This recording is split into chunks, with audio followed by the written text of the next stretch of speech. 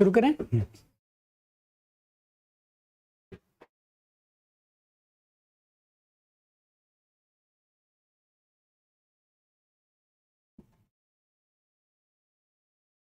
Geography subject है।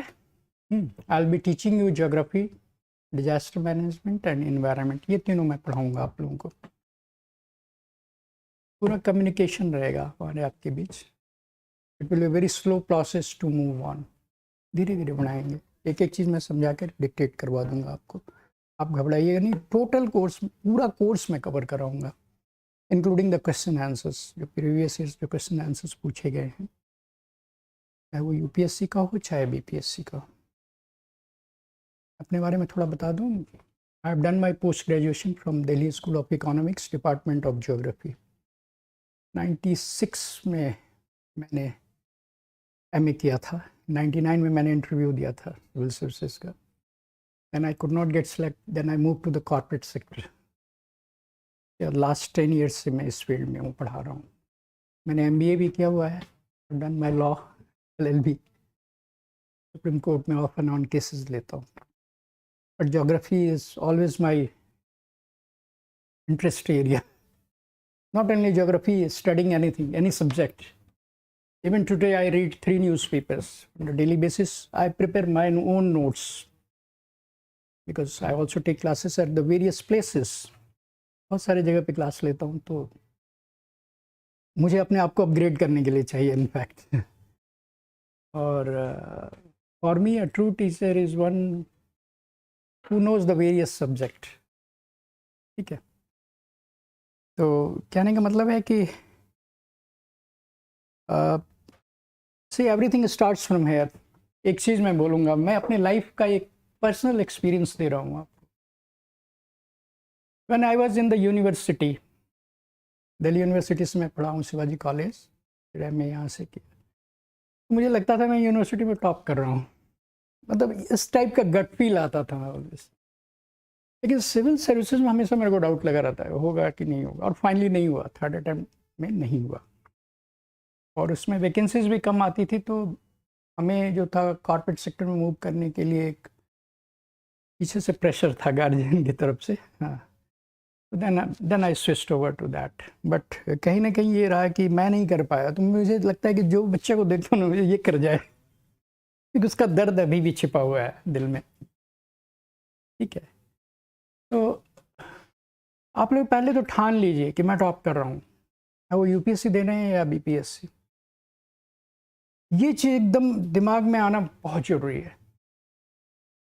तब क्या होगा कि वो चीज़ आपके ब्लड में परकोलेट करेगा और वही चीज़ आपके एक्शन के रूप में बाहर आएगी। तो वो कर लीजिए। बोलिए अपने आप को कि यू आर एन आईएएस। बोलिए आप अपने आप को आप बीपीएससी के एसटीएम। बोलिए, डेली बोलिए, अपने आप को याद दिलाते रहिए, क्योंकि उसी तरह से आपका एक्शन होगा, and that action leads to the perfection. तो कहने का मतलब है कि अपने आप को मोटिवेट करना बहुत ज़रूरी है, मोटिवेट रखना। अगर आपने मोटिवेट कर लिया है, मोटिवेट रख लिया है, वेल बिगिन हाफ डन, उसके किसी की ज़रूरत नहीं है आपको। वो करना है। दूसरी चीज़ है कि पढ़ाई में ज्ञान नहीं लेना है। इट्स ऑलवेज, जो मेरा लास्ट 10 ईयर्स का एक्सपीरियंस है, पहले क्वेश्चन देखिए फिर पढ़िए, पहले क्वेश्चन देखिए फिर पढ़िए। एक्चुअली जनरली मैंने देखा है कि may be wrong, that is my own perception. लोग क्या करते हैं कि पढ़ते ज़्यादा हैं, क्वेश्चंस कम करते हैं। क्वेश्चंस खूब कीजिए, खूब बनाइए क्वेश्चंस, कहीं से भी हो उस सब्जेक्ट का। और पैटर्न को अंडरस्टैंड करना बहुत ज़रूरी है हर सब्जेक्ट में, whether it is geography, whether it is economics, whether it is history. बहुत ज़्यादा डेप्थ में जाने की ज़रूरत नहीं है, जहाँ पे वहाँ पे मत जाइए, क्योंकि बहुत सारा सिलेबस है कवर करने के लिए। एक ज्योग्राफी ही नहीं है, एक हिस्ट्री ही नहीं है। आदमी क्या होता है कि वो लॉपसाइडेड भागने लगता है, एक ही में घुस गए, और फिर क्या होता है दूसरा साइड सफ़र करता है। तो वो नहीं करना है। It should B a balanced study. ठीक है, तो ये है। रही बात ज्योग्राफी के लिए, तो आई एश्योर यू कि आपको क्वेश्चंस पकड़े जाएंगे आपके तो when you will sit in the examinations. वैसे ज्योग्राफी का भी जो है, अगर आप ट्रेंड देखें तो एनवायरनमेंट और डिजास्टर मैनेजमेंट मिला के जो है 20-21 क्वेश्चन आ रहा है, और पिछले कई साल से कम आ रहा है। तो जैसे साइंस टेक का भी रिसेंटली एकाएक उछाल आ गया, तो वी आर ऑल्सो एक्सपेक्टिंग कि ज्योग्राफी टीचर की यूटिलिटी बढ़े और उसका भी उछाल आए।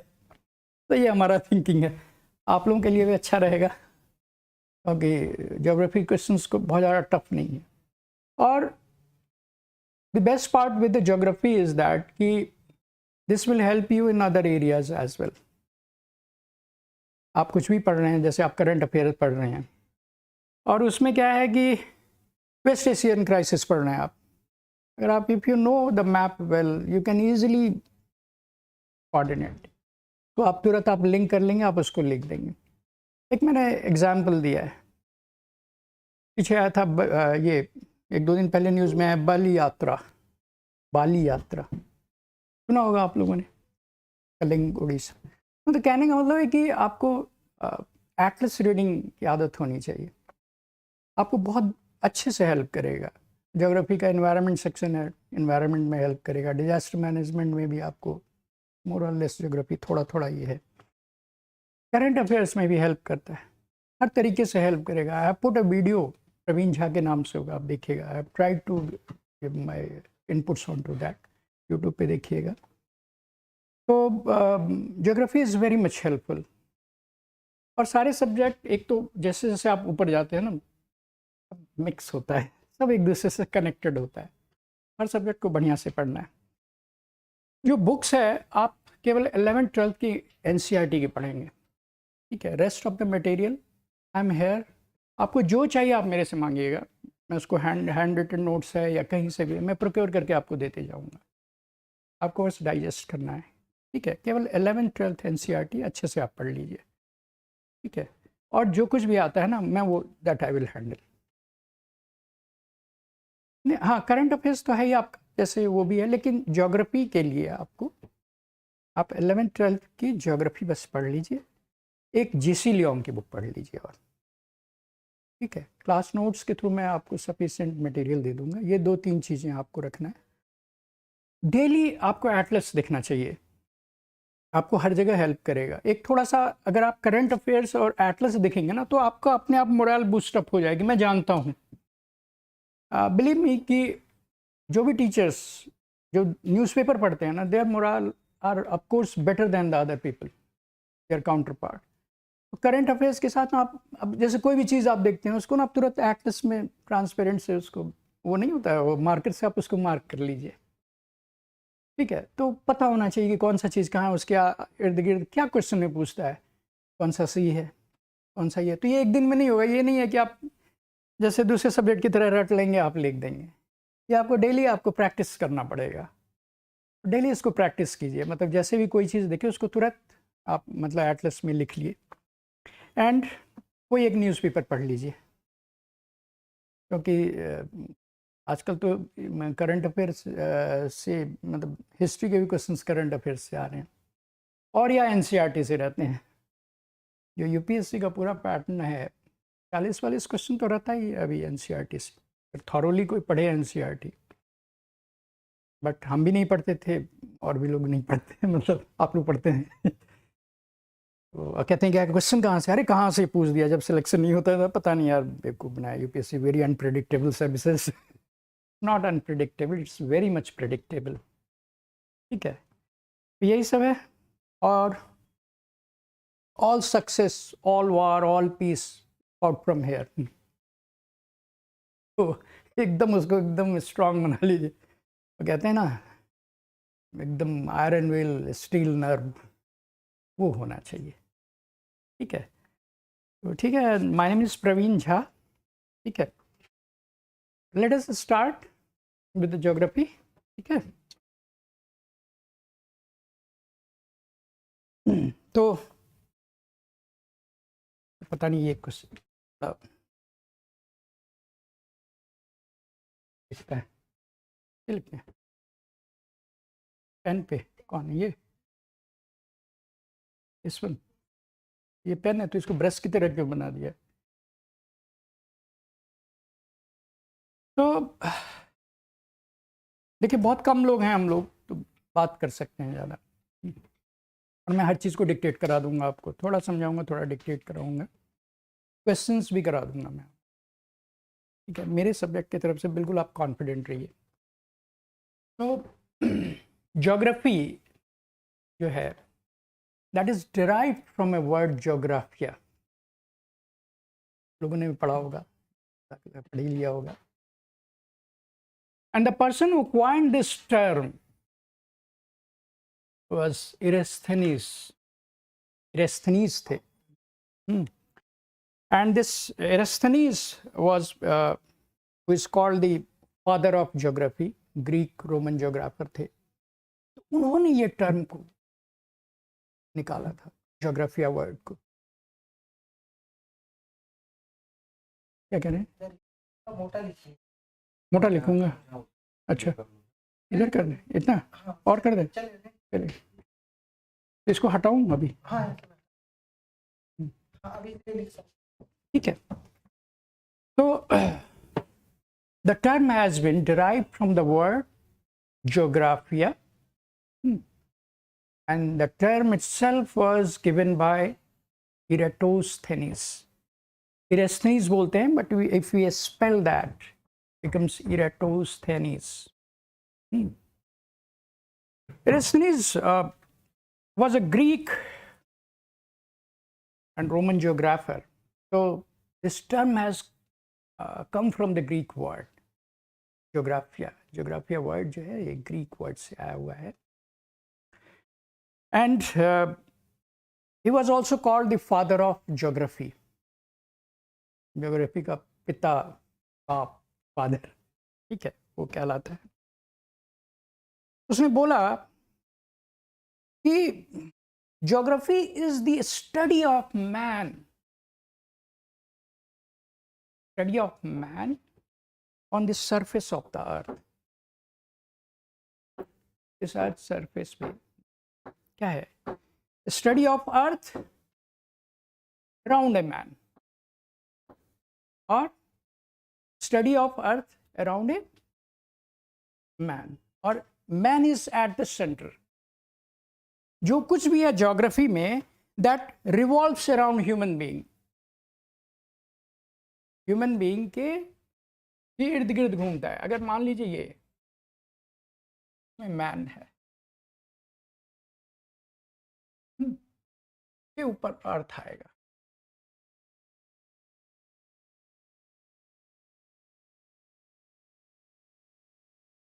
ठीक है. तो man is at the centre. Man क्या है? सेंटर में है. And study of earth as a home of man is the geography, ठीक है. आदमी को ही, तो आदमी के बारे में जानना होता है, आदमी से ही कोई चीज रिलेटेड है, मैन एनवायरमेंट, ठीक है. तो सेंटर में क्या है? हर जगह मैन है. पढ़ रहे हैं हम अर्थ को, but relation is with human being, human being के साथ रिलेशन, ठीक है. If you go by the literal meaning,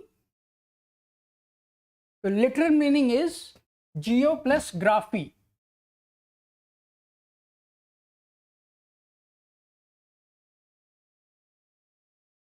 literal meaning is geography है,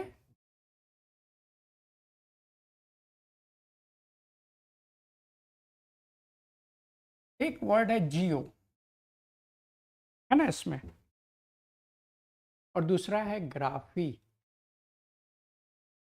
जियो का क्या अर्थ हुआ? Earth. Graphy means to right,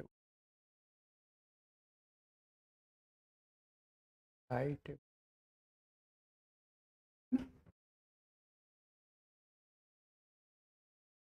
तो to write about the earth, or to describe anything about the earth, is geography. but it should be around human being. Human being is always at the center. Human being जो हमेशा center पे है, ठीक है. And then the various geographer came and they have added the definition, but for our sake, to describe anything about the earth is geography. To write anything about the earth is geography, where man is always at the center. और अगर आप connect करते जाएंगे इसको, तो पहले क्या है, मैन है सेंटर पे, देन वी हैव अर्थ. अर्थ से ऊपर क्या होगा, पार्ट ऑफ सोलर सिस्टम है ना. आप देखेंगे solar system,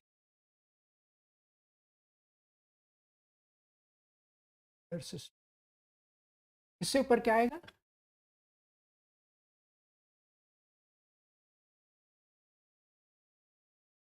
then comes universe.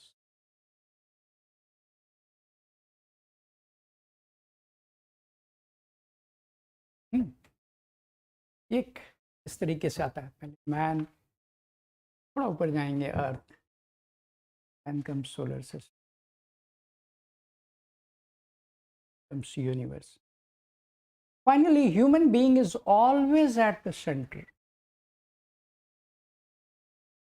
So, study of earth as a home of man was initiated by the S3s. Man is always at the center. Man को लेके ही पढ़ना है, तभी वो ज्योग्राफी होगा, जैसे दूसरे डिसिप्लिन में भी होता होगा. Always human being is at the centre. तो आप देख रहे हैं, मैन को भी पढ़ रहे हैं, अर्थ को भी पढ़ रहे हैं, सोलर सिस्टम को भी पढ़ रहे हैं, गैलेक्सी को पढ़ रहे हैं, यूनिवर्स को पढ़ रहे हैं.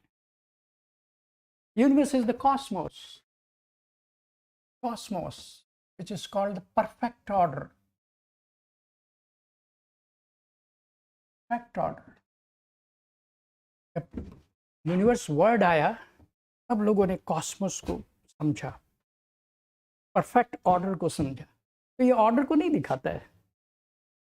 And since we study the human being around the universe, तो क्या है, ज्योग्राफी एज ए साइंस हमें एकदम शुरू से जानना पड़ेगा. That's why it is called the oldest science on this earth. सबसे पुराना, क्योंकि जितना दिन पुराना यूनिवर्स है, उतना ही दिन पुराना हमारा ज्योग्राफी.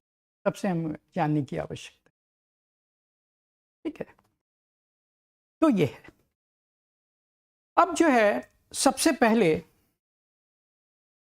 एक एस्ट्रोलॉजर आए थे, क्लेसियस टोलेमी, है ना. उन्होंने दिया था ओरिजिन ऑफ द यूनिवर्स के बारे में. कुछ कुछ बोला उन्होंने.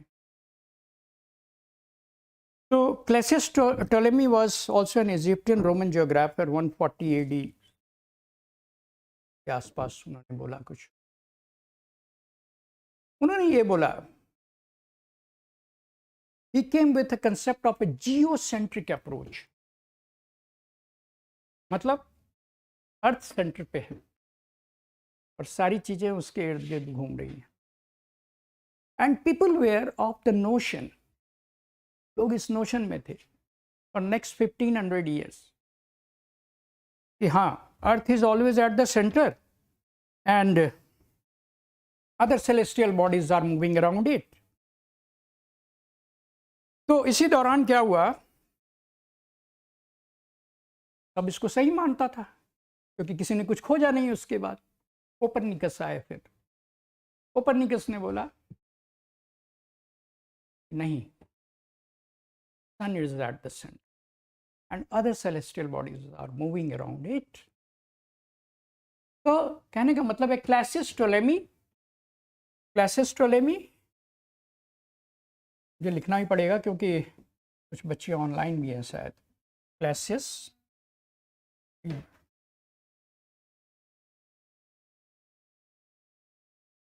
क्लेसियस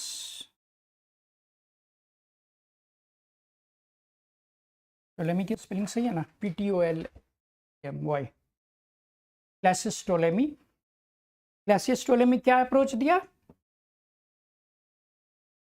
अभी मैं लिखाऊंगा, आप लोग मत लिखिए, ठीक है? पहले समझ लीजिए ये, और कोशिश कीजिए क्लास में याद कर लेना है सब कुछ, क्योंकि घर जाके कोई नहीं पढ़ता है। पता नहीं, मैंने तो नहीं पढ़ा था कभी, तो कोशिश कीजिए यहीं पे याद करने के लिए। क्लासियस टोलेमी, तो इसमें क्या बोला? Geocentric approach, geocentric, earth is at the centre, earth is at the center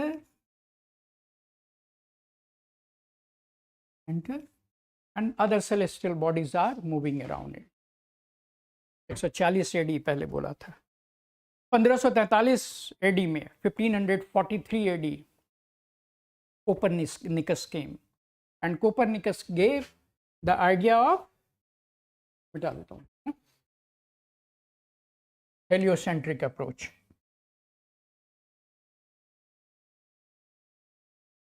Copernicus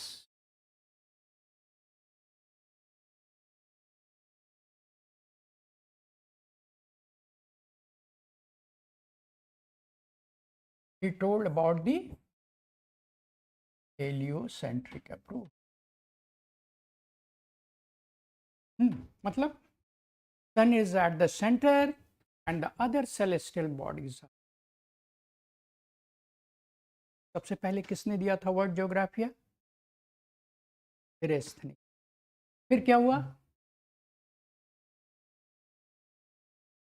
geography का डेफिनेशन निकला। क्या डेफिनेशन निकला? तो human being as the centre, study of earth as a home of man, and that's why this earth is a unique planet, क्योंकि ये it encompasses all life being, all life forms.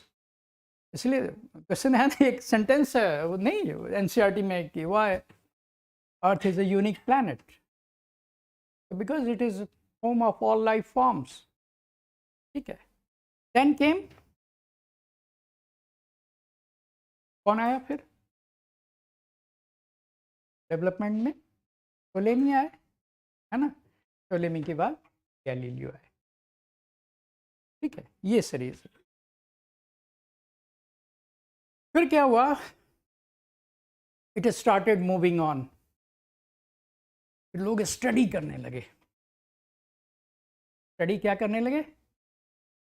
Universe का origin कैसे हो गया। Universe का origin बारे में तो जानना जरूरी था। How it originated, how the universe came into existence. क्योंकि अर्थ पे रह रहे हैं, पता तो होना चाहिए, since we are part of that system and sub system. Geography में पढ़ते हैं सिस्टम सब सिस्टम। तो यूनिवर्स क्या है? Cosmos is an order, order is a system, एक के बाद एक, एक के बाद एक। तो सिस्टम सब सिस्टम को समझने के लिए क्या हुआ कि लोग यूनिवर्स के बारे में जानने लगे, ठीक है? और द वेरियस अप्रोचेस केम, बहुत सारे अप्रोच, 8-10 लोग हैं जिन्होंने डिफरेंट ये दिया। सारे अप्रोच के बारे में आपको जानने की जरूरत नहीं है, बस किसने क्या दिया, आपको केवल बिग बैंग के बारे में जानना है, ठीक है? उस पर शॉर्ट नोट्स भी आता है, यूपीपीसीएस बीपीएससी दोनों में। तो और जो उसका वो है, जो किसने क्या थ्योरी दिया, वो यूपीएससी में पूछा हुआ है। एक बार पूछ दिया सिगार से किसने दिया, 8-10 थ्योरी का, बस खाली नाम, थोड़ा बुक का नाम भी मैं बता दूंगा, क्योंकि that can be A probable question, इस बुक में वो है। तो जो सारे थ्योरीज हुए, उसको अपने कन्वीनियंस के हिसाब से लोगों ने 2 पार्ट में बांटा, ठीक है? एक बोला मोनिस्टिक अप्रोच, तो इवोल्यूशनरी थ्योरी बोलते हैं। मोनिस्टिक अप्रोच मतलब इवोल्यूशनरी थ्योरी, कि मतलब एक, नींद आ रही है क्या? नींद ज़्यादा तो ये नहीं कर रहा हूँ मैं, ये थोड़ा शुरू में ये आपके बीच में सब्जेक्ट अच्छा आता है, फिर थोड़ा नींद आती है। तो इवोल्यूशनरी थ्योरी जो है वो मोनिस्टिक अप्रोच जो है उसको बोला। अब आपको ये जानना चाहिए इवोल्यूशनरी थ्योरी मतलब मोनिस्टिक अप्रोच। और जो सेकंड था वो ड्यूअलिस्टिक। इवोल्यूशनरी थ्योरी ये बोला कि कोई एक चीज़ आया था, कोई बोला डार्क मैटर, कोई बोला सुपरनोवा, कोई कुछ बोला, हाँ है ना, और उसी से सारा चीज़ यूनिवर्स में वो मतलब प्लैनेट्स बने, स्टार्स बने, गैलेक्सीज बने। ठीक है, तो ये जो है मोनिस्टिक जो है, ये जो काइंड ऑफ लोग थे, एक तरह की थिंकिंग थी जिन्होंने ये बोला कि एक चीज़ से सारी चीज़ें आई, वो है। और कुछ लोगों ने बोला डुअलिस्टिक, नहीं, दो मास ऑफ बॉडी आया था। ठीक है, उसने ट्राइहाइडल कंसेप्ट भी दिया है एक आध लोगों ने। तो ये थ्योरी है, but overall the well accepted theory is big bang. ठीक है, तो and the big bang was given by E George Lemaitre, the French scientist. तो पहले अभी जो मैंने अभी बताया ना, उसको मैं थोड़ा सा डिक्टेट करा देता हूँ, then we will start with the big bang. Write down the word geography. यहाँ मैं फास्ट हो जाऊंगा ना, थोड़ा मेरे को बता दीजिएगा। The word geography has been originated from Greek word geographia. Greek word geographia, which was coined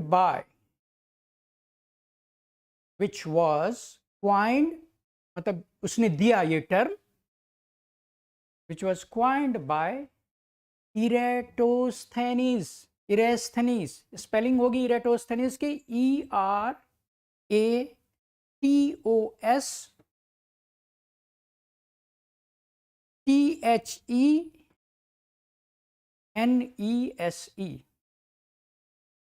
इरेस्थनीज, Hindi में इरेटोस्थनीज भी लिखा होता है ना। 276 to 194 BC, ब्रैकेट में लिख लीजिए 276 to 194 BC. He was called the father of geography. Yeah, he is called the father of geography.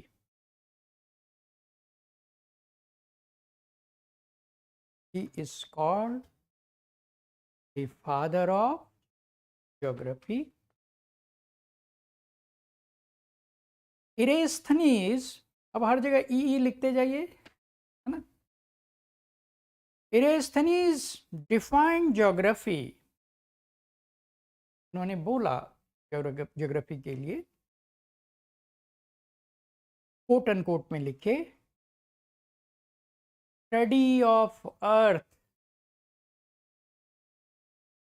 Study of earth as a home of man. Study of earth as a home of man. The literal meaning of geography is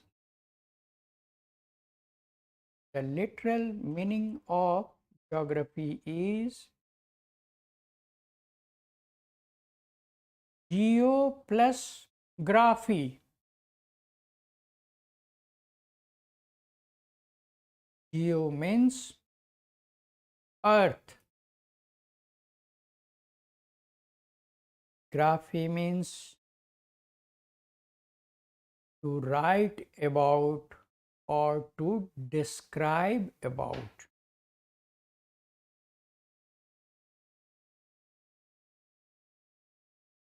So the definition is to write about the earth, to write about the earth, all that appears on it, all that appears on it is geography. And since it is homeland of life, since it is homeland of life, homeland of life, it is called the unique planet. It is called the unique planet. That means man is at the center, being a most wise creation of Almighty, or being a most wise creation of Almighty. और वो ये figure बना लीजिए, एक figure याद है क्या मैंने बनाया था, नीचे इसमें मैन लिखिए,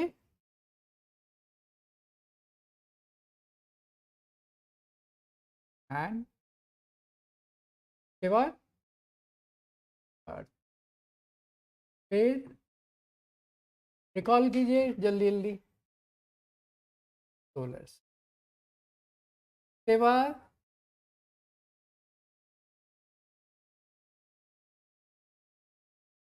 फिर यूनिवर्स वर्सेस कॉस्मोस,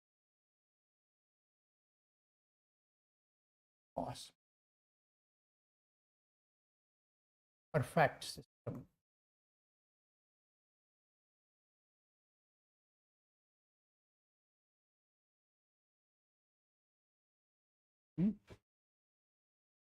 सब कुछ समाहित हो गया, ईश्वर की कृति ही वहीं तक है, कहाँ जाएंगे उसके बियॉन्ड. कितना पढ़वाइएगा फिर यूपीएससी वालों को, कोई नया चीज़ आ जाएगा फिर वो पढ़ना पड़ेगा. ठीक है. So the cosmos is order of creation or the systematic unit. ठीक है. Cosmos is order of creation or systematic unit. Systematic unit. SYSTEMATIC. The universe originated. How originate हुआ? 13.7 billion years ago. 13 points. Systematic unit. The universe originated 13.7 billion years ago with 100 billions of galaxies.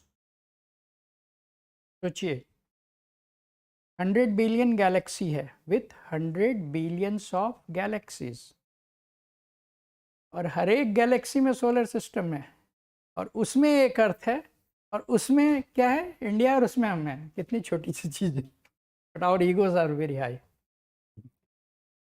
है ना. तो ये है. अब लिखिए origin of the universe.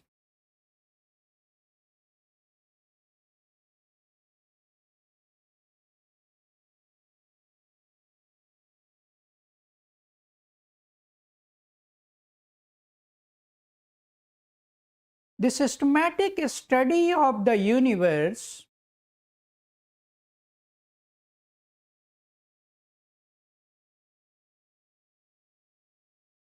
started by Egyptian, Roman,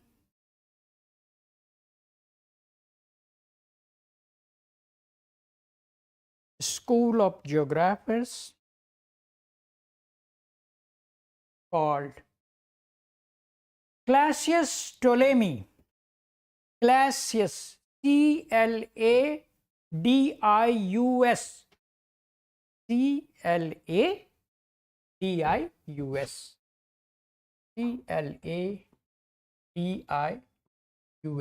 Ptolemy, PTOLEMY,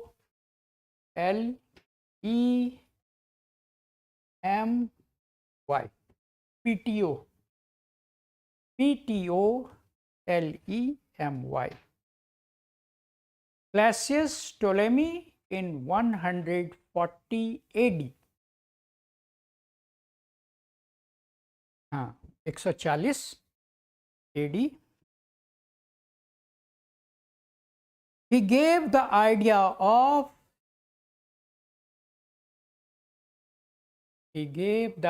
of geocentric, geocentric approach. According to the geocentric approach, GA लिखते जाइए आगे. According to the geocentric approach, the earth is at the center. The earth is at the center, and other celestial bodies are revolving.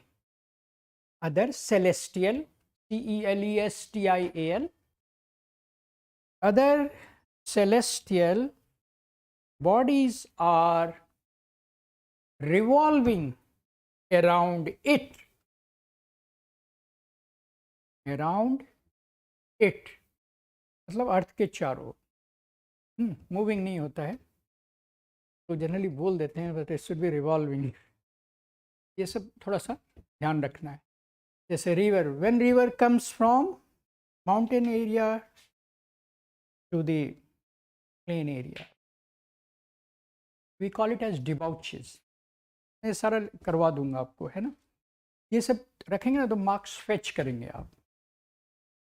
तो थोड़ा ध्यान, हर subject में 30-40 terms होते या 20 भी, 30-40 टर्म्स इतने ज्योग्राफी में. वो अगर रखेंगे तो आपको मार्क्स अच्छे, आपको एनवायरनमेंट में भी हो जाए. कहीं भी आप लिखे उसको सब्जेक्ट स्पेसिफिक जो है टर्म्स जानने चाहिए. थोड़ा सा ध्यान रखना है. ठीक है. तो around it the theory was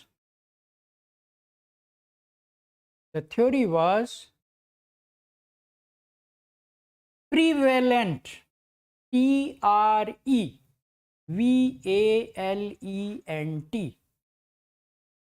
sorry, मेरे को आदत है ऑनलाइन पढ़ाने का ना, तो मैं ना हर वर्ड को बोलने लगता हूँ. अब बेयर करना पड़ेगा, मेरी कुछ गलत आदत है. तो the theory was prevalent for 1500 years.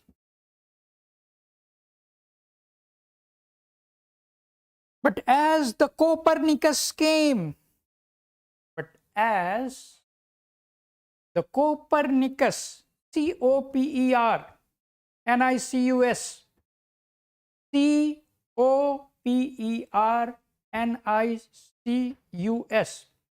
Copernicus came in 1543 AD, and he gave the idea of heliocentric approach, HELIOCENTRIC. He gave the idea of heliocentric approach. According to the heliocentric approach, Sun is at the center. Sun is at the center, and other celestial bodies are moving around it. And other celestial bodies are moving around it. ठीक है.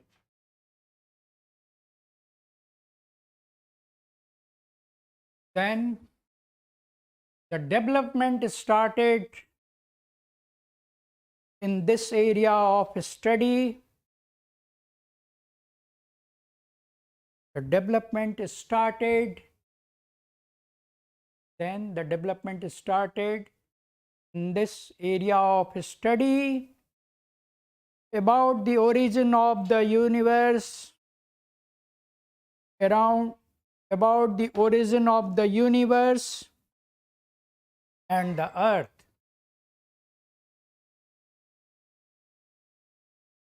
For our convenience,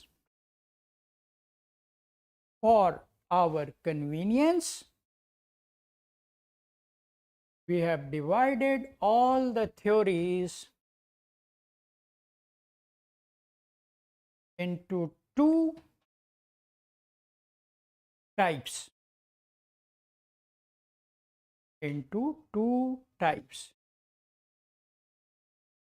Type A,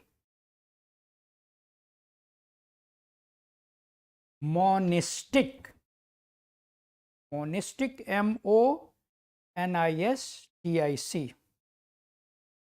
Monistic is also called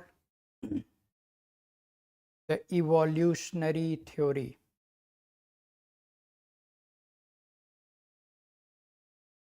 दूसरा, हाँ, evolutionary, एक ही चीज से originate हुआ है. दूसरा, इसमें जो है मोनिस्टिक थ्योरी में hypothesis of, we include the hypothesis of Kant, Laplace, Immanuel Kant थे, Emmanuel, Immanuel Kant, Laplace, Roche, ROCHE, Laplace, LAPLACE नाम है, ROCHE, Roche, and Locker, LOCKER. Type B, dualistic. Type B, dualistic, DUALISTIC. इसको बोलते हैं कैटाक्लिस्मिक, CATACLYSMIC,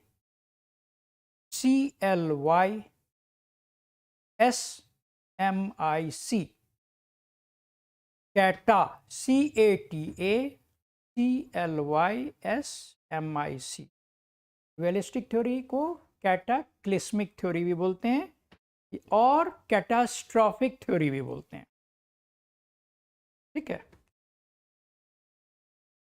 इसमें जो होता है ड्यूअलिस्टिक कंसेप्ट में, for an example, planetesimal hypothesis, tidal hypothesis. लिखिए, planetesimal hypothesis, tidal hypothesis, binary star hypothesis. Planetesimal, PLANETIMAL,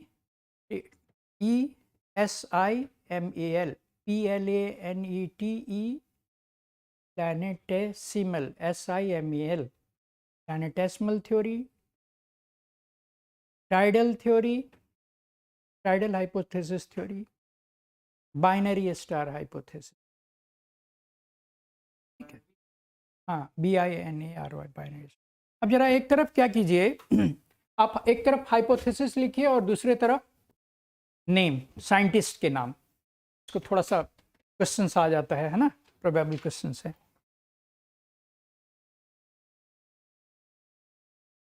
ठीक है.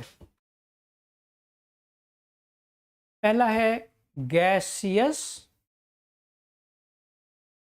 Hypothesis, GASEOUS, gaseous hypothesis. It was given by, जो साइंटिस्ट की तरफ में लिखिए, Immanuel Kant, EMMANUEL, manual can't. दूसरा है nebular hypothesis, NEBULAR, nebular hypothesis is given by Laplace. Scientist का नाम है लाप्लास, LAPLACE, LAPLACE। तीसरा है electromagnetic hypothesis, ALFVEN, ALFVEN, electromagnetic hypothesis, ALFVEN, ALFVEN, ALFVEN. Then is tidal hypothesis, James, ये इसके जो साइंटिस्ट थे मैं ज़्यादा तेज लिखा रहा हूँ क्या? ALFVEN, ALFVEN। के बाद है टाइडल हाइपोथेसिस, TIDAL, ठीक है, tidal hypothesis, James Jeans, JAMES, James Jeans, JEANS, jeans pant जो पहनते हैं, जेम्स जीन्स, एंड दो लोग दिए थे, Harold Jeffrey, HAROLD, Harold Jeffrey, JEFFARY, JEFFARY। Next है प्लैनेटेसिमल, 10 थ्योरी है, you will have to bear. Planetesimal, PLANETESIMAL, planetesimal hypothesis, Chamberlin, CHA, ये इन्होंने दिया था, साइंटिस्ट का नाम है Chamberlin, CHAMBERLAIN, Chamberlin, and Moulton, MOULTON। का अगला है हाइपोथेसिस का नाम supernova, SUPERNOVA, supernova. FOL, supernova, FOL, HOYAL, FOL। Lyttleton, LYTTETON,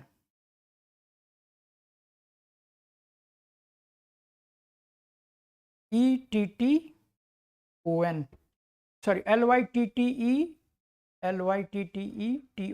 Lyttleton. Then we have binary star, Russell, hypothesis का नाम है binary star, Russell, RUSSEL। Then interstellar, STELLAR, INTER, STELLAR, interstellar dust hypothesis, sorry, interstellar hypothesis, OTTO, SCHIMIDT, Schmidt का नाम है, OTTO SCHIMIDT। के बाद है steady state theory, STEADY, steady state, STEADY, steady state, Thomas Gold and Hermann Boldy, ठीक है, और big bang, Hermann Boldy, Thomas Gold and Hermann Boldy, BOLDY। And एक है pulsating universe theory, Allan Sandage. Pulsating universe theory, Allan Sandage. And किसका? हाँ, pulsating universe theory, Allan Sandage. ये मैं लिखा दिया हूँ, एक क्वेश्चन पूछा हुआ है एक बार, तो इसलिए मैंने लिखा दिया है। ठीक है, एलन संडे। और last is big bang. Pulsating universe theory, Allan, doctor Allan Sandage, doctor Allan Sandage. And last is big bang theory, E George Lemaitre, LEMAITRE, है ना? E George Lemaitre, LEMAITRE।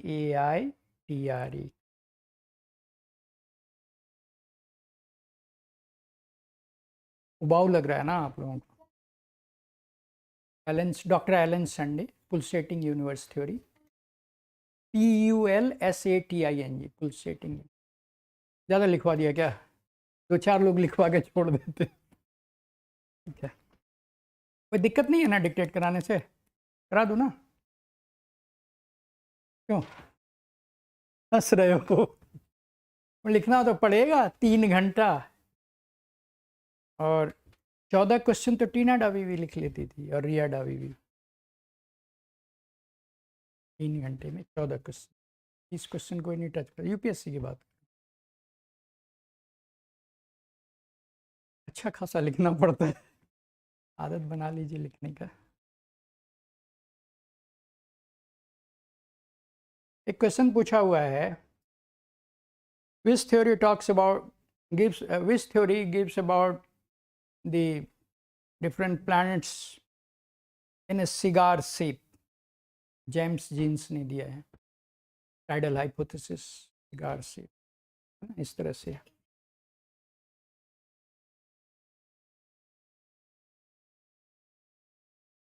हमारी ज़रूरत क्या होगी बताओ ना?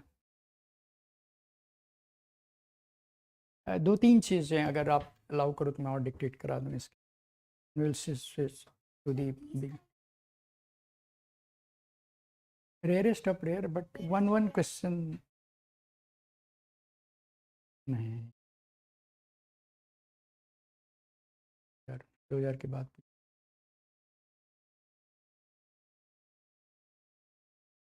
देखो भाई, ऐसा ना कुछ भी पूछता है, जैसे लास्ट ईयर इन्होंने ऐड कर दिया वो कोट्स। हाँ, अब 2 साल पुराना क्या है, रिसेंट में आप कर देते तो वही है। थोड़ा सा तो वो चला जाता है ना, डाइस डाइस वाला थोड़ा सिस्टम हो जाता है। पब्लिकेशंस के बारे में लिखिए, 2-3 मेरे को अलाउ कर दो प्लीज़। सॉरी, मतलब बोर कर रहा हूँ क्या ज़्यादा तुम लोगों को? नहीं कर रहा हूँ, बियर कर लोगे ना? ठीक है, प्लीज़ बियर कर लीजिए थोड़ा। इमैनुअल कांट ने एक बुक का नाम दिया है जनरल नेचुरल हिस्ट्री।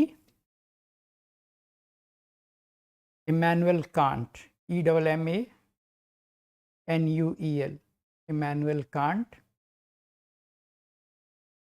जनरल। अरे आपके पीछे मैं ध्यान ही नहीं दे रहा, उधर ही मैं देख रहा हूँ बस, तो हेड पे आ रहे blue. Then general natural history and theory of heaven, Immanuel Kant ने ये बुक लिखी है।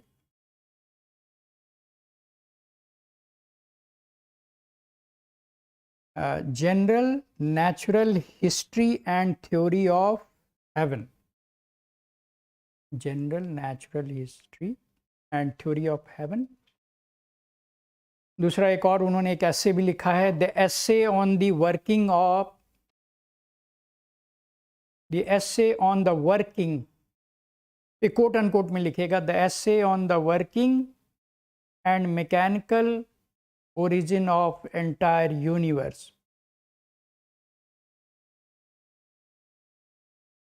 origin of entire universe, the essay on the working and mechanical origin of entire universe, ठीक है, इमैनुअल कांट, ठीक है।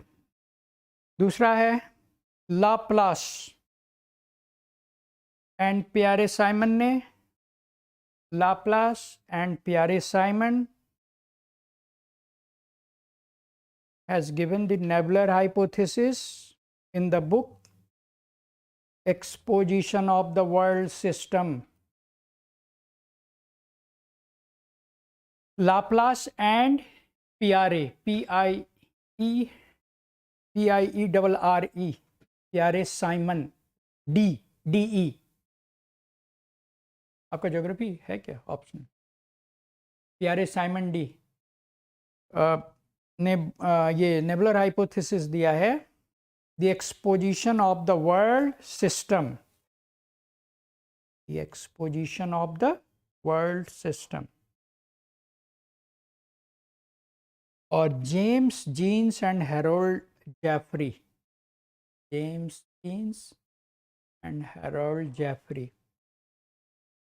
जेम्स जीन्स आप लिखे हुए हैं पीछे, एंड हैरोल्ड जेफरी लिखा हुआ है आपके पीछे। टाइडल हाइपोथेसिस, तो पूछता है कि which theory says that sun ejects like a filament and cigar shaped, sun ejects like a filament and cigar shape arrangement of planet, इसमें दिया हुआ है।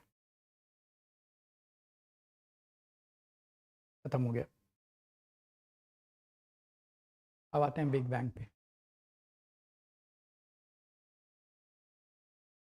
Arrangement of planets, Mercury, Venus, earth, मतलब इस तरह से बना हुआ है।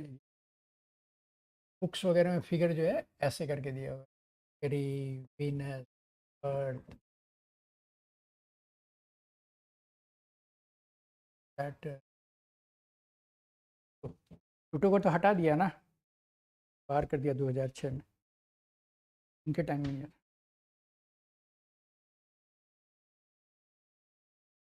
बिग बैंग,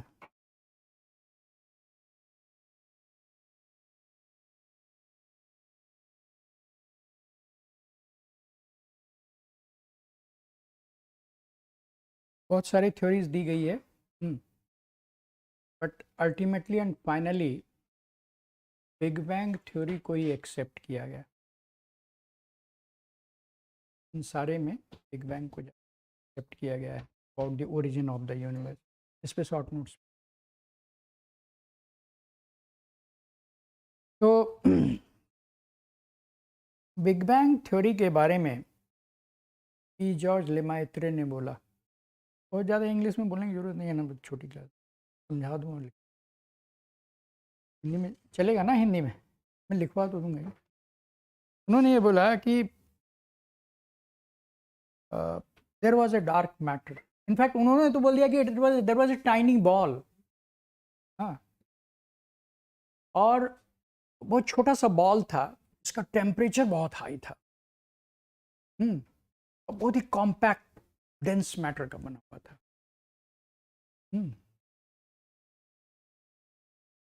जब वो क्या हुआ, जब क्योंकि वो गर्म था अंदर से, उसमें क्या हुआ, एक्सप्लोजन हुआ। एक्सप्लोजन हुआ तो उसके पार्ट्स अलग हो गए, पार्ट्स अलग हो गए। उसके बाद जब अलग हुआ तो एटमॉस्फेयर में क्या हुआ है कि हर जो भी छोटे मोटे टुकड़े थे उसके इर्द गिर्द मटेरियल का डिपोजिशन शुरू हो गया, एक्रीशन, मटेरियल जब उससे चिपकने लगा, और उससे जो है डिफरेंट प्लैनेट्स बने, गैलेक्सीज बने, ये सारा बना, ठीक है। तो ये जो है कंसेप्ट है इसका, बिग बैंग का। एक मतलब टाइनी बॉल था। बाद में जो है क्या हुआ कि लोग उसको, जैसे जो टाइनी बॉल था तो कोई बोला मैटर कहाँ से आया, किसी ने बोला कि भाई इट वाज डार्क मैटर, किसी ने बोला डार्क एनर्जी, किसी ने बोला गॉड्स पार्टिकल, है ना। इस तरह से नाम दिया, तो उससे वो बना हुआ। और जब बिग बैंग हुआ तो सारा तो निकल गया, वो अपने प्लेस पे, तो टाइनी बॉल था वो रोटेट भी कर रहा।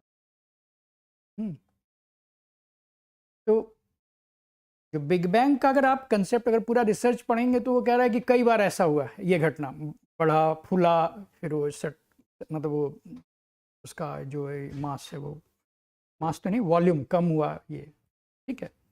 तो इस प्रोसेस में क्या हुआ कि बहुत सारी चीज़ें उससे, मतलब वो जो स्पिरल ये होते हैं जो गैसेस छल्ले, वो बाहर होने लगे, और उससे क्या हुआ, प्लैनेट्स बना, डिफरेंट प्लैनेट्स।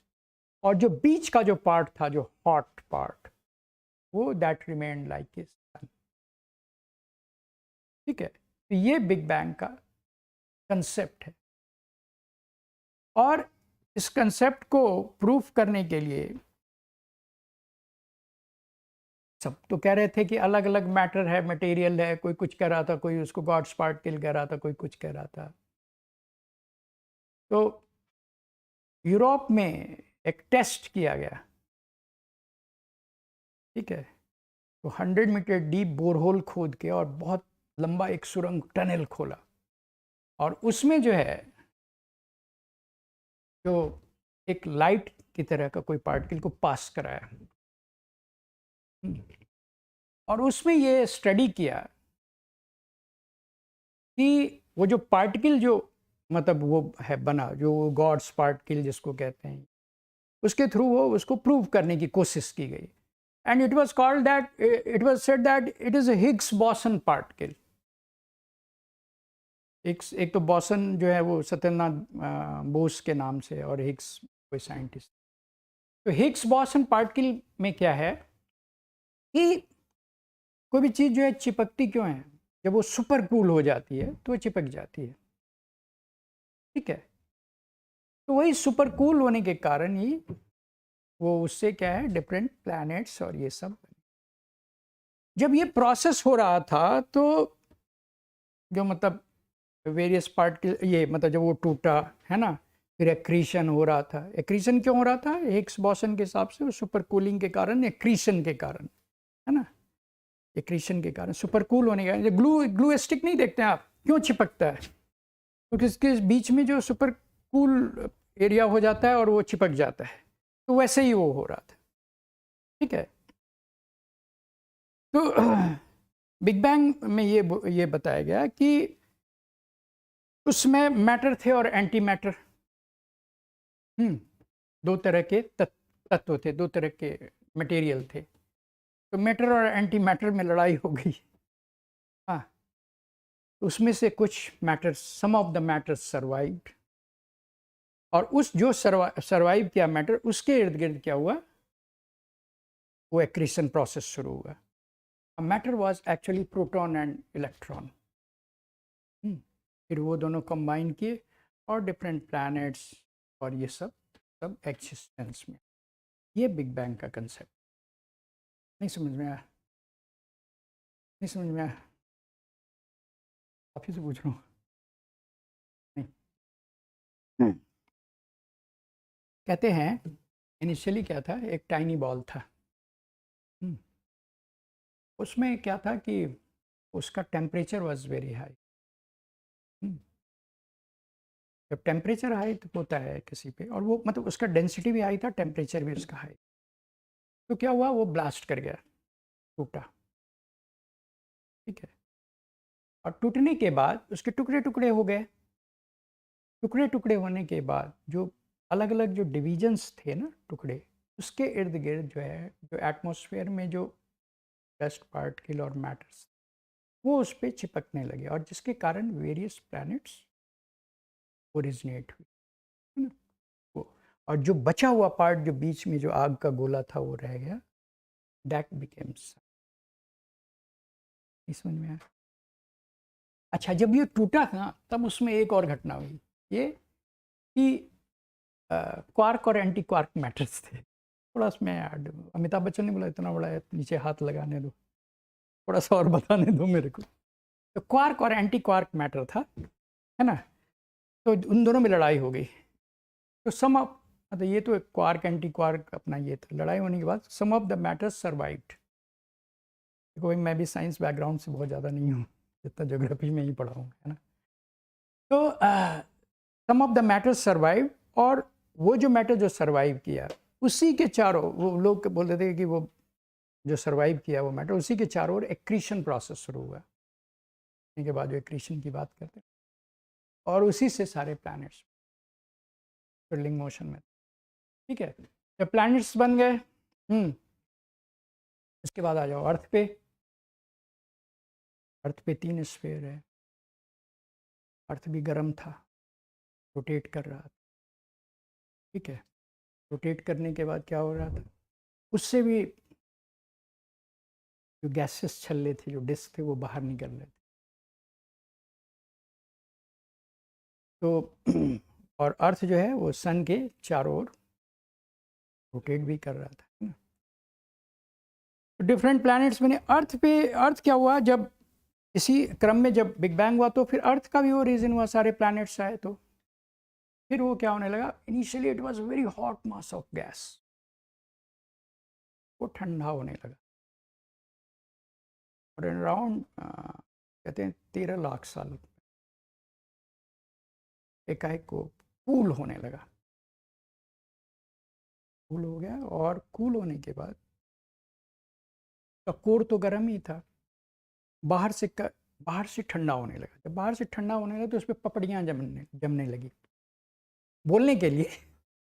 जो उसका जो अपर आउटर पार्ट था वो उस पर जमने लगा, और जमने के बाद जब वो ठंडा हुआ, ठीक है, तो उसी से क्या हुआ, तो गैस बाहर निकलने लगे।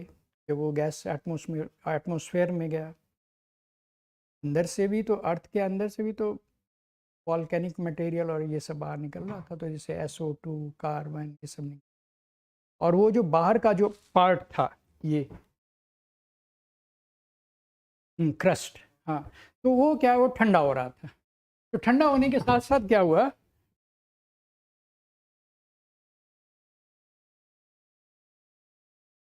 कि ये अगर मान लीजिए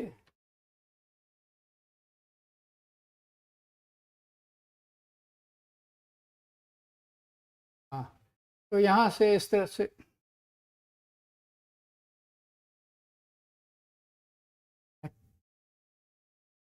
मतलब कहने का मतलब है कि इसका ये पार्ट जैसे ठंडा हो रहा है कहीं पे, तो इस तरह से पे बनते जा रहा था। तो जब ठंडा होके कुछ पार्ट तो धंसा हुआ पार्ट था, तो जो डाउनवर्ड जो नीचे की ओर जो धंसा हुआ था, उसमें क्या हुआ कि जब वो ये जो वॉल्केनिक मटेरियल बाहर से निकला, SO2, उसके बाद वाटर वेपर, ये सब सारे बाहर में जाके ठंडा होने लगे। ठंडा होने के बाद बारिश हुई, मिलियंस ऑफ ईयर्स तक बारिश हुई। उसके बाद वो जो है वो सी में पानी भरने लगा, मिलियंस ऑफ ईयर्स तक बारिश हुई, तो इससे हाइड्रोस्फीयर आया, ठीक है। तो लिथोस्फीयर भी बना ये ठंडा होने से, और जो लिथोस्फीयर के अंदर से मतलब जो वॉल्केनिक मटेरियल निकला, तो उससे गैसेस मटेरियल बाहर आया, तो उससे एटमॉस्फेयर बना, वाटर बना, है ना। तो इस तरह से जो अर्थ का जो चारों रेल्म है, इंक्लूडिंग फिर सबसे पहले सी में ही लाइफ फॉर्म्स आए, चारों रेल्म बना। तो दिस इज अबाउट दी, आया समझ में? नहीं आया समझ में? आ गया ना? तो लिखे बिग बैंग थ्योरी के बारे में।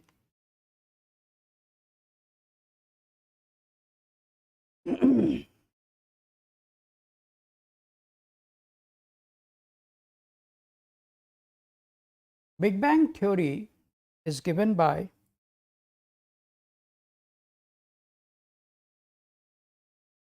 E. George Lemaitre. E. George Lemaitre.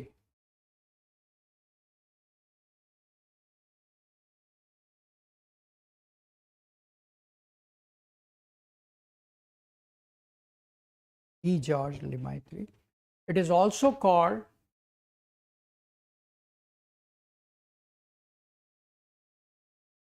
nuclear disk model.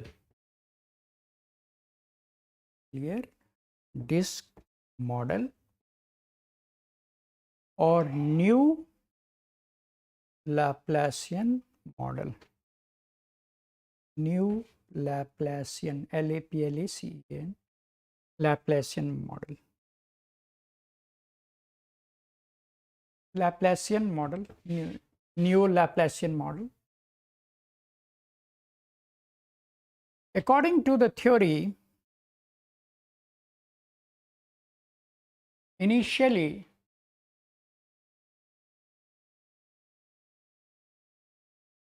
there was a matter in the universe.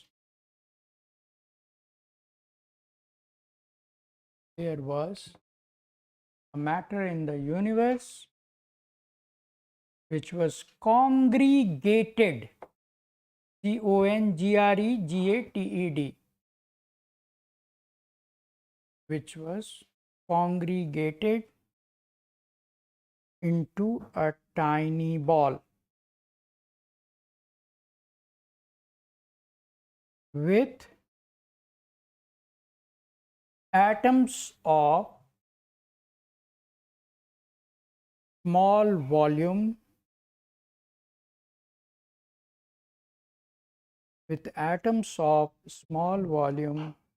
infinite temperature,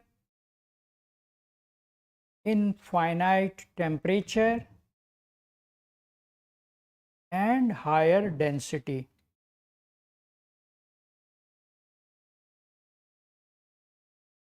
Higher density.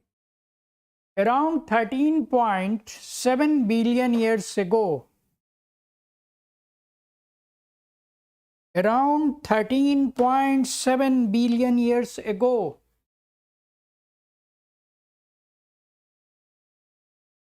this tiny ball was exploded. This tiny ball was exploded. The matters escaped.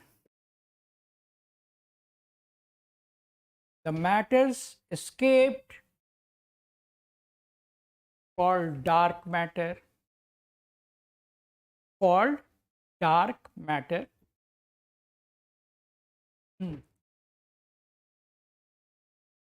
The matters are of two types, matter and antimatter.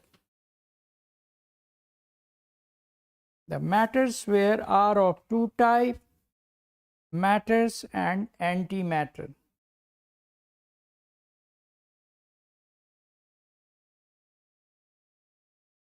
Antimatter. Some of the matters survived. तो एक तरह के मान लीजिए कि दोनों में लड़ाई हो गई और कुछ सर्वाइव कर गया. Some of the matters survived. Sorry, they quashed each other and some of the matters survived. They quashed each other and some of the matters survived. These matters which survived were in the form of hydrogen.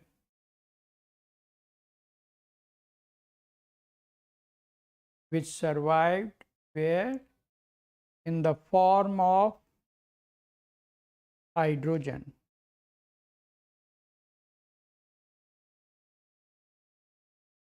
It has proton and electron charges. It had proton and electron charges which later on combined to become, it had proton मतलब plus charge and electron यानी minus charges which later on combined to become combined to convert into helium. Hydrogen was converted into helium. ठीक है. In such a process, there were there were various small pellets. There were various small pellets, PELLETS, वो टुकड़े, पत्थर के टुकड़े मतलब तरह से मान लीजिए, which were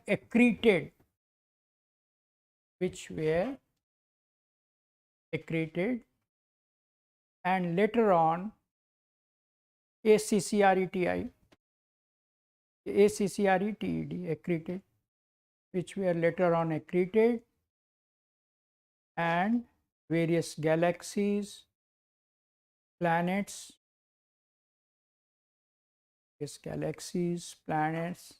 stars came into existence. ठीक है.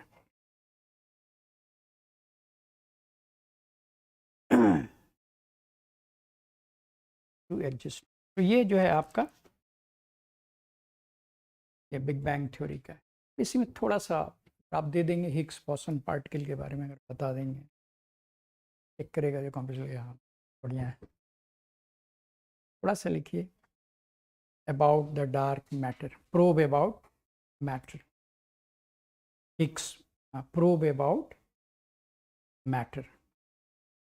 वो मैटर कहाँ से आया, वो टाइनी बॉल तो कोई बता ही नहीं पा रहा था, तो के बारे में. About the origin of the universe, bracket में लिखिए टाइनी बॉल. टाइनी बॉल शुरू में कंसेप्ट लिखा है ना. About the origin of the universe, bracket में लिखिए tiny ball.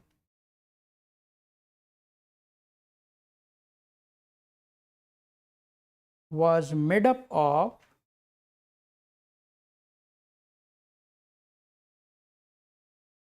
matter which was called as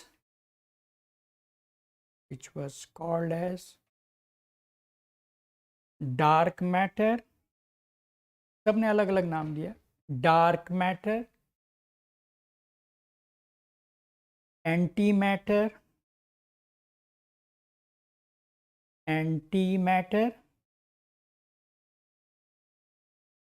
x, या किसी ने बोला extra dimension particle, extra dimension particle, extra dimension particle, और finally it was called Higgs boson particle, HIGGS, Higgs BOSON, boson particle.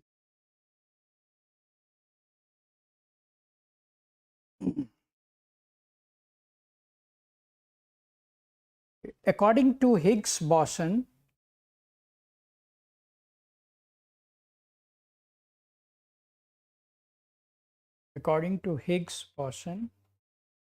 when the particles get supercooled,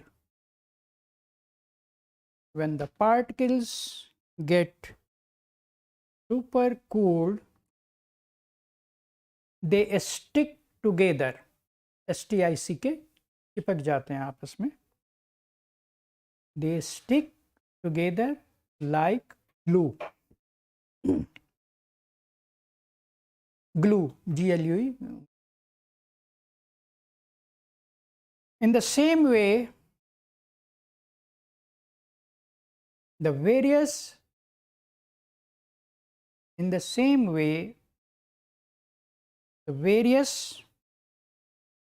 celestial bodies, celestial, CELESTIAL, celestial bodies of the universe came into existence.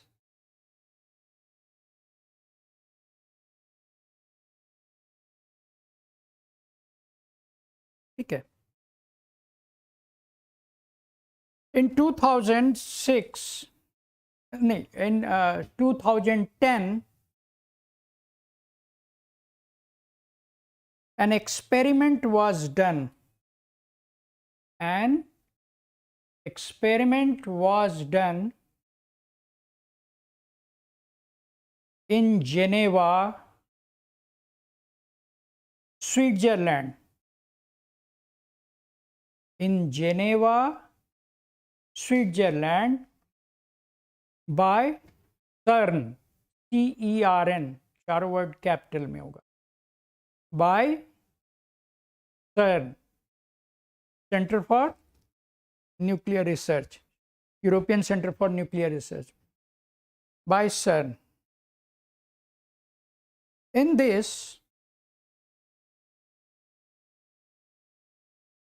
this experiment, 100 feet deep, 100 feet deep borehole,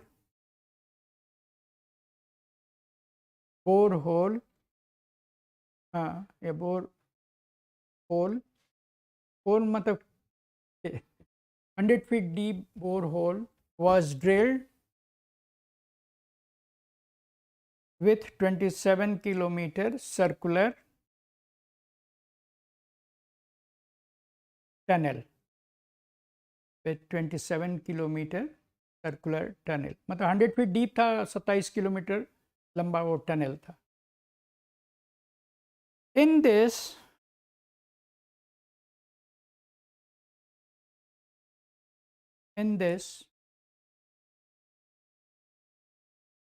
the particle was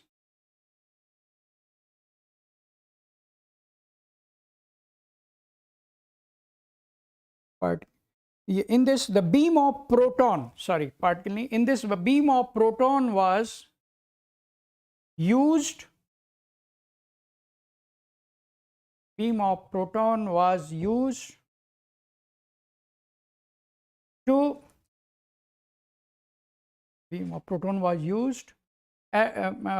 to flow at a speed of light.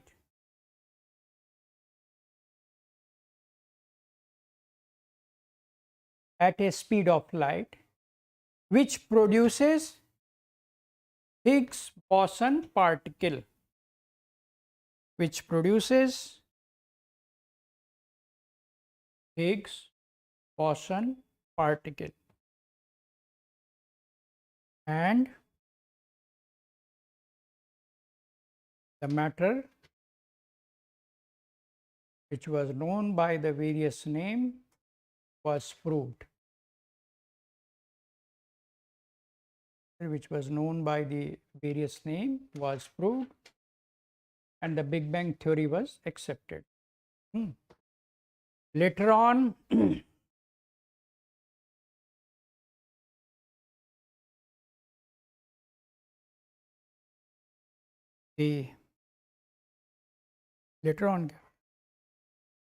in 2001, NASA's MAP,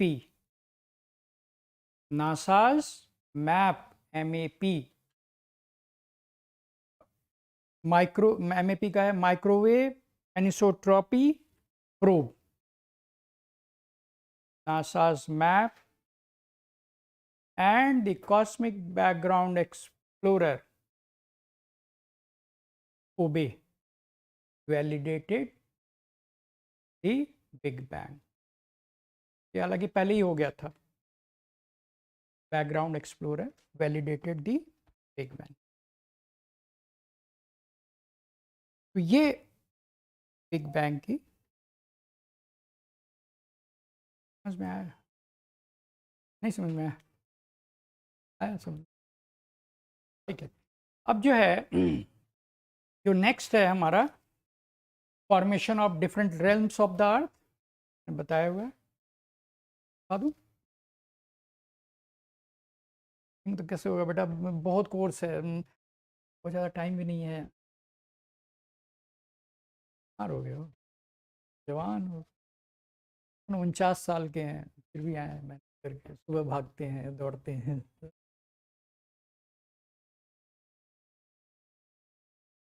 थोड़ा सा करवा लेने दो, complete हो जाएगा ना, नहीं तो फिर उसको ये सब में से इसमें से एक क्वेश्चन पूछा हुआ है बीपीएससी में, और कभी कभी पूछ देता है।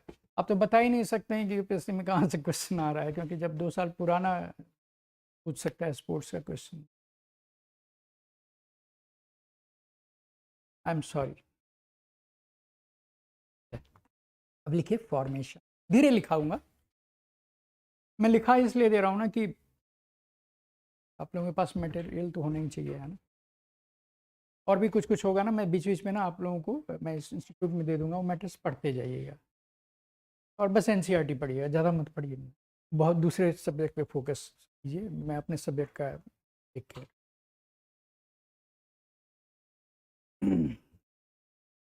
Formation of different realms of the earth. Realms, REAL, realms of earth.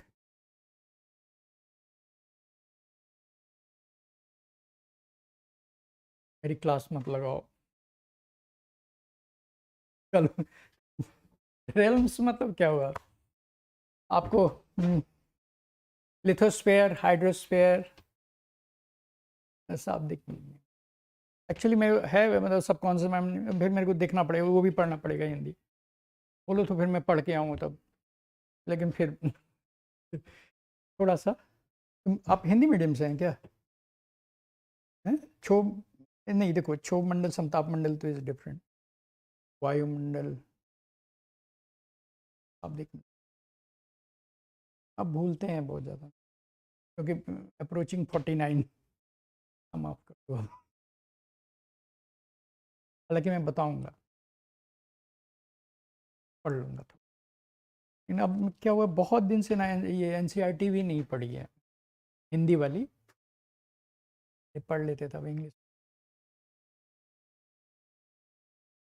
हमारी अगर जुजुप्सा है तो एक दिन जब मैं हिंदी ये ज्योग्राफी ऑफ इंडिया शुरू करूँगा, उस दिन मैं बोलूँगा इंग्लिश को हिंदी में ट्रांसलेट करके। ठीक है, different realms of the earth, तो lithosphere, hydrosphere, atmosphere.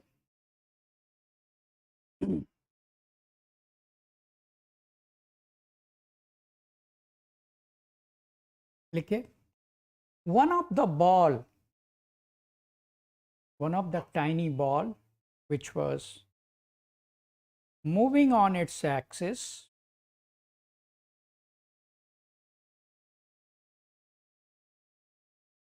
moving on its axis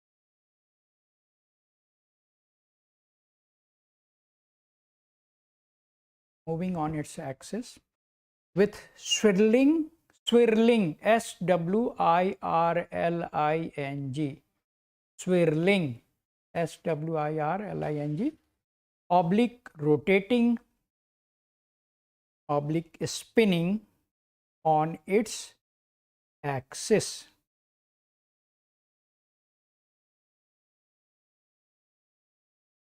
ठीक है, रोटेट कर रहा था। It had the angular momentum,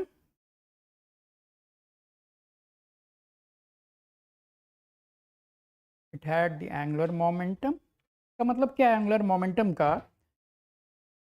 कि एन, बताइए।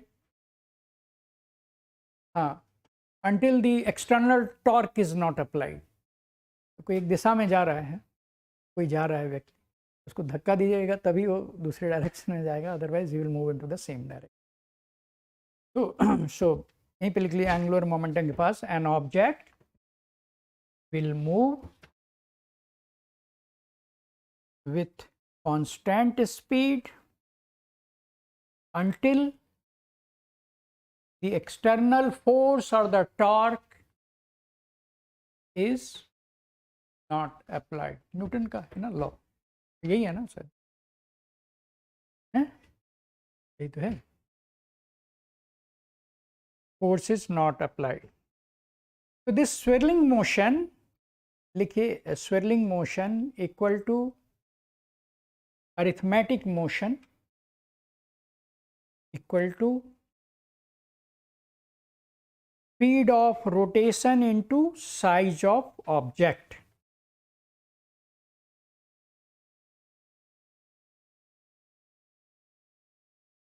एंगुलर मोमेंटम का डेफिनेशन बताया है, an object moves in the same direction until the external torque or force is not applied. तो अब स्विर्लिंग मोशन जो है वो इसका ये है, swirling motion equal to arithmetic motion, ठीक है। तो अरिथमेटिक मोशन जो दो चीजों पे डिपेंड करता है, एक speed of the rotation, speed of rotation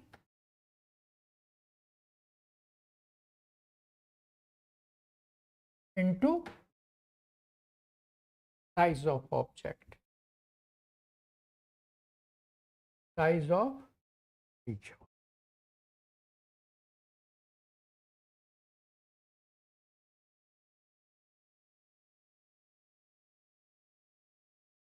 size of object, है ना। तो मतलब क्या हुआ, अगर साइज ऑफ ऑब्जेक्ट बढ़ता है तो स्पीड ऑफ रोटेशन तेज होगा, और ये क्या हो जाएगा, ये भी तेज हो जाएगा। किसी चीज का जैसे साइज कम होगा ना उसका स्पीड बढ़ जाएगा, है ना। तो ये चीज है। तो क्योंकि वो टाइनी बॉल क्या था, कभी उसका स्पीड कम हो रहा था, कभी ज़्यादा हो रहा था, क्योंकि साइज उसका घट रहा था, बढ़ रहा था। घटने बढ़ने से क्या होता है, उसका जो ऊपरी लेयर है वो छोड़ने लगता है, यानी गैसेस पार्ट ना, वो छोड़ने लगा। और जब गैस बाहर मतलब की ओर निकलने लगा, एटमॉस्फेयर में उससे भी जाने लगा। और दूसरा क्या है कि जब ये स्विर्लिंग मोशन हो रहा था तो दो तरह के मैटर थे, हल्के मैटर और हैवी मैटर्स।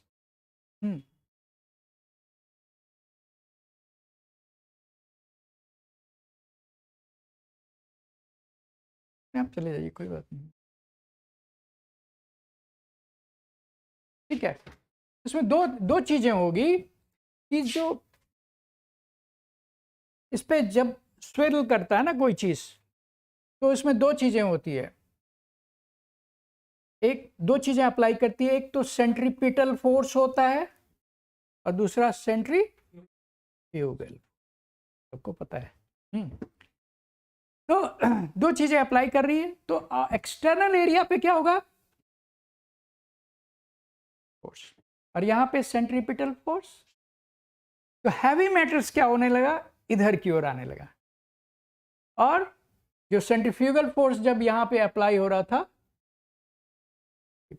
है ना, तो यहां से मतलब कि जो जो पेरीफेरी पे जो हल्के मैटर्स थे वो जमा होने लगे, और धीरे धीरे वो उससे डिस्क लाइक करके वो उठने लगे, है ना। तो लिखिए, ये फॉर्मूला लिख लिए ना, स्विर्लिंग मोशन इक्वल अरिथमेटिक, लिखिए, if the size is reduced,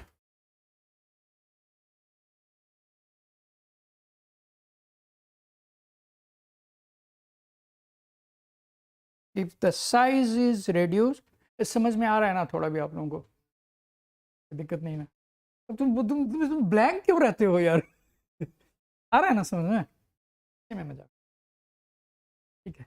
तो ब्लैंक रहते हो तो लगता है ये पता नहीं है क्या कर रहे हैं खड़े होकर। एक तो छोटी क्लास में लंबी बड़ी होती है ना, तो उसमें कोई कुछ भी करे, कोई बात नहीं, पढ़ा के निकल जाओ छोटी क्लास में लग रहा है सारा अटेंशन यहाँ से, और मैं भी सारा अटेंशन तुम्हारे पे देता हूँ ये ऐसे ही खड़ा हो गया। नहीं, इधर भी दे रहा हूँ, इधर भी दे रहा हूँ, मजाक कर सकते हैं ना, दिक्कत नहीं ना। तो ये चीज़ है। तो ये क्या है कि if the size is reduce, the speed increases. If the size is reduced, speed increases, or vice versa, ठीक है, और vice versa. So the nebula started shrinking, जो gaseous nebula started shrinking, nebula started shrinking and the speed of rotation further increased.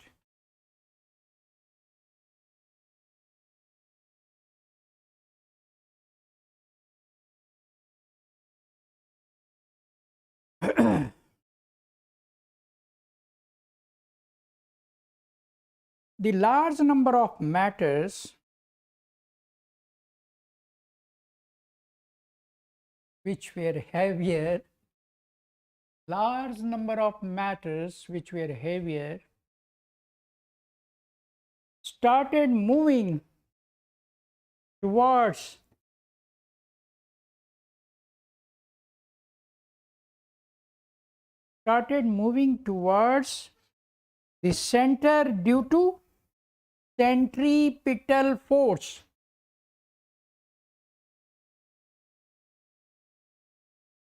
Due to centripetal force.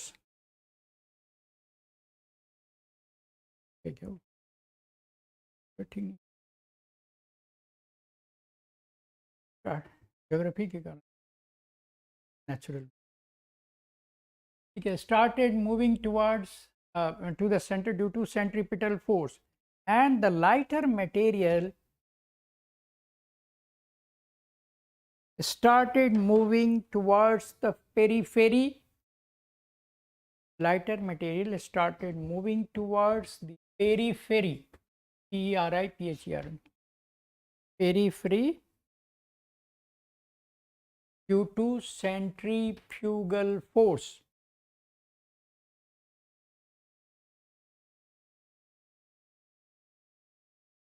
In the process,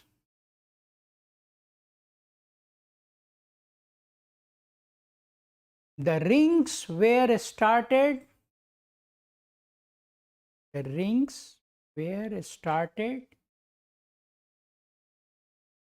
coming out of the nebula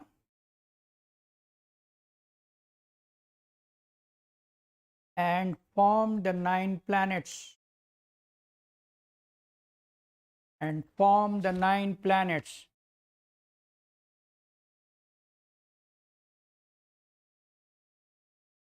Okay. It also ejected various lighter gases in the atmosphere.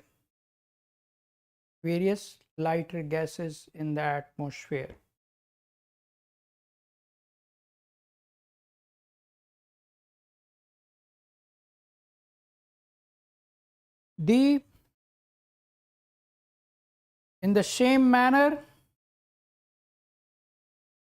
the leftover part remained the sun. The leftover part remained as a sun. 9 planet निकल गए, sun बच गया.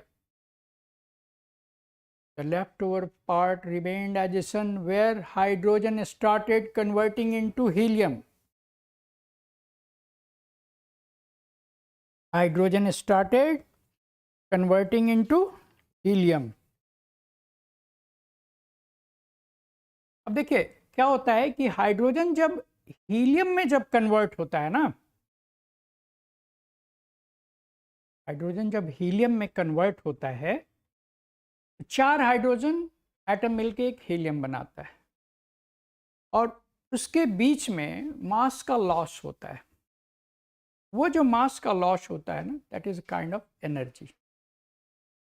इसी के कारण जो सन जो है ना इतना गर्म है. हाइड्रोजन जो उसमें हीलियम में कन्वर्ट होता है. 4 हाइड्रोजन मास का होता है 4.023. देखिए 4.032.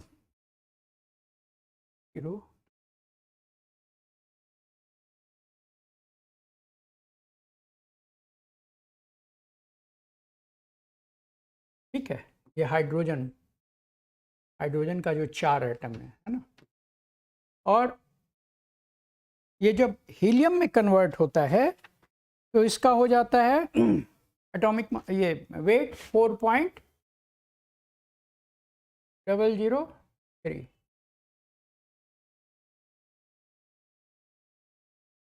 ठीक है, तो ये इतना जो है, ये मास जो हाइड्रोजन जो हीलियम में कन्वर्ट हुआ ना सन के सेंटर पे, ये एनर्जी रिलीज होती है और उसी के कारण जो सन इतना गर्म है, हॉट है। ये इतना है। कहाँ था मैं? लास्ट लाइन क्या लिखा है? As a sun where hydrogen converted helium and therefore the energy the temperature of the sun is very high.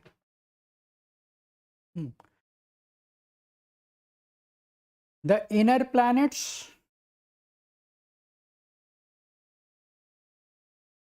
Mercury, Venus, Earth, Mars. The inner planets Mercury, Venus, Earth, Mars are called the rocky planet because Rocky planet और terrestrial planet भी बोलते हैं, TERRESTRIAL terrestrial planet because it is made up of heavier matter.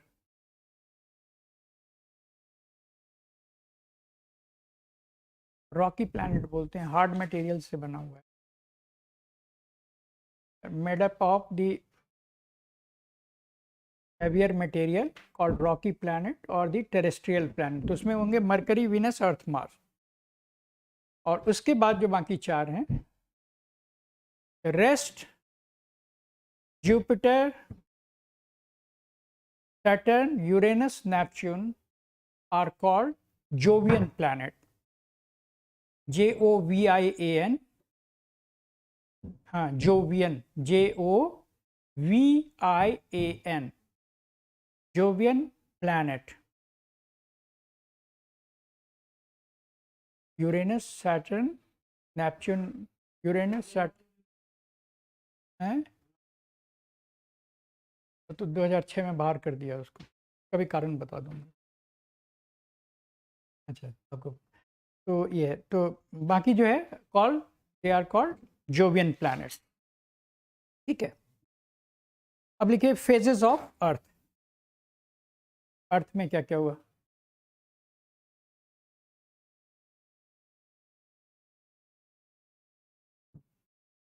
The earth was also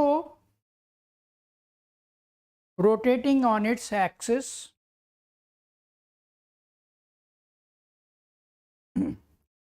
the earth was also rotating on its axis and the heavier material like nickel and ferrous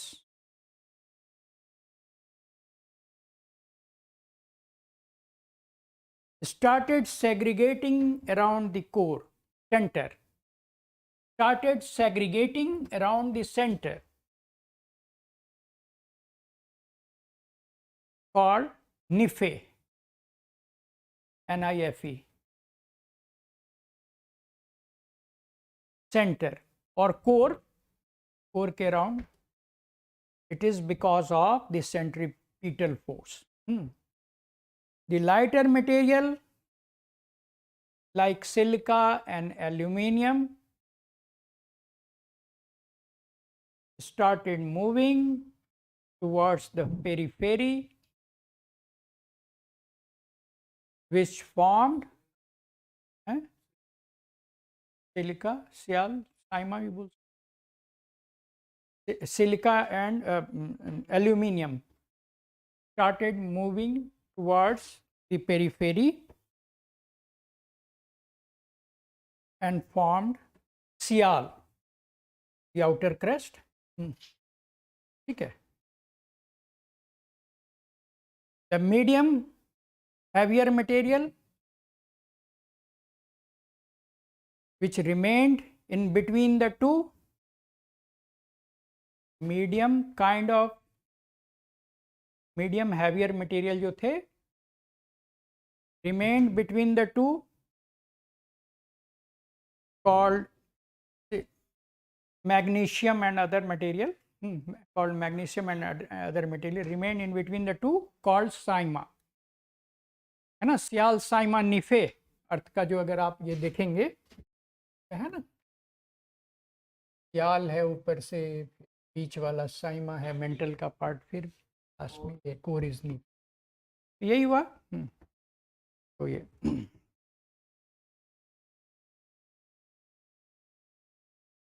हाँ same Saima या सीमा जो भी बोलिए, हाँ silicon magnesium के साथ combine कर। उसके बाद फिर क्या हुआ, the earth started cooling,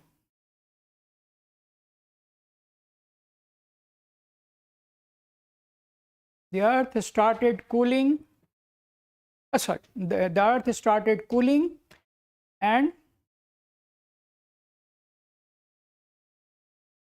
various materials were ejected out of the volcanic process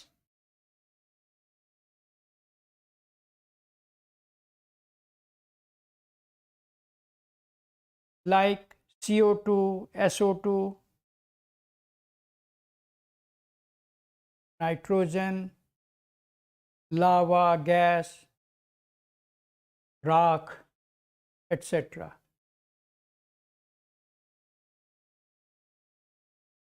ठीक है, ये सब मतलब इजेक्ट होने लगा। The earth started cooling and formed, the earth started cooling and formed, again the earth started cooling and formed the outer crust.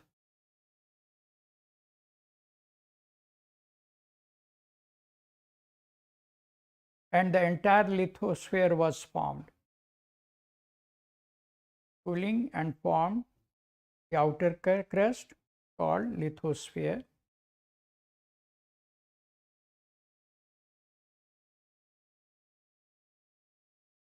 When the process of cooling took place, when the process of cooling took place,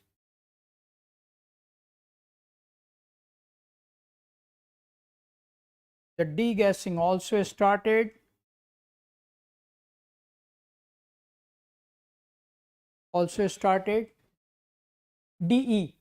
Degassing also started, and the massive cloud was formed. Massive cloud was formed. It rained for the millions of years. It rained for the millions of years, and the hydrosphere was created. Hydrosphere was created.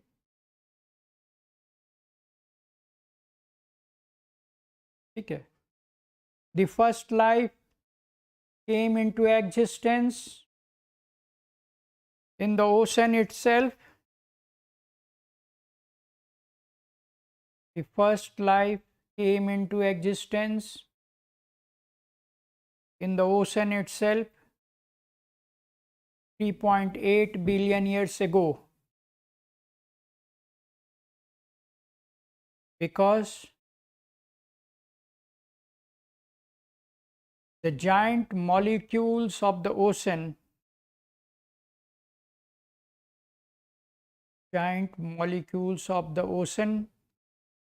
had ability to duplicate itself,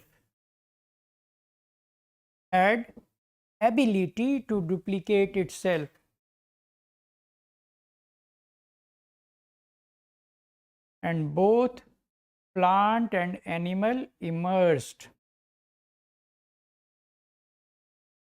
Both plant and animal emerged. Homo sapiens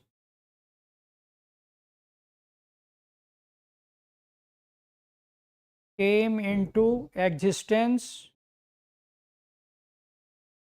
5 lakh years ago.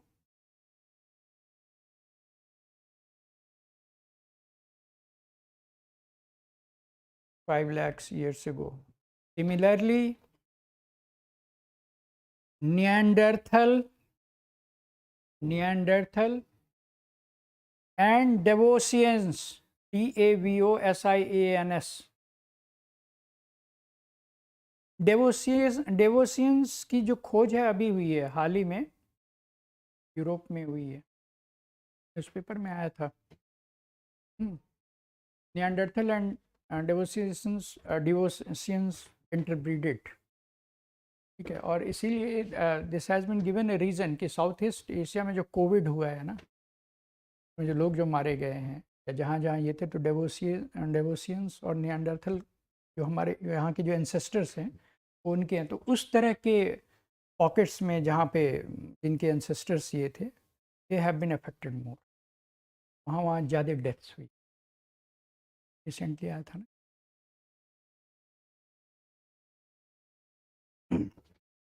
Similarly, the Neanderthal and Devoceans came into existence for several million years ago.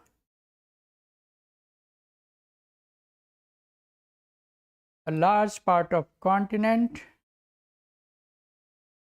several million, several thousand years ago, large part of continent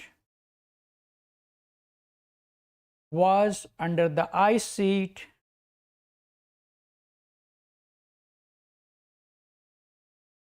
where under the ice sheet and the continents were united. ठीक है, continents were united. These continents were called Pangea, PANGEA, नाम तो सुना ही होगा आप लोगों ने NCERT में।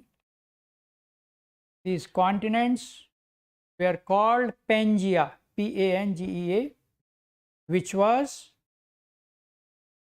floating into the water body Panthalassa, which was floating into the water body Panthalassa. Slowly, the North America and the South America, slowly in North America and South America started, slowly the North America and South America started moving away from Europe and South Africa, formed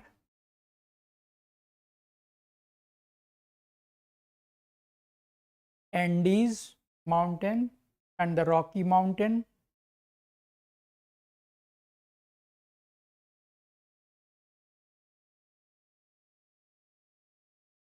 and at the southern tip there are few lines are there, and at the southern tip Madagascar, Australia,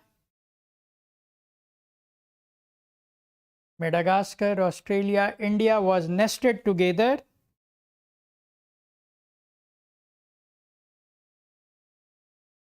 where we have Antarctica today.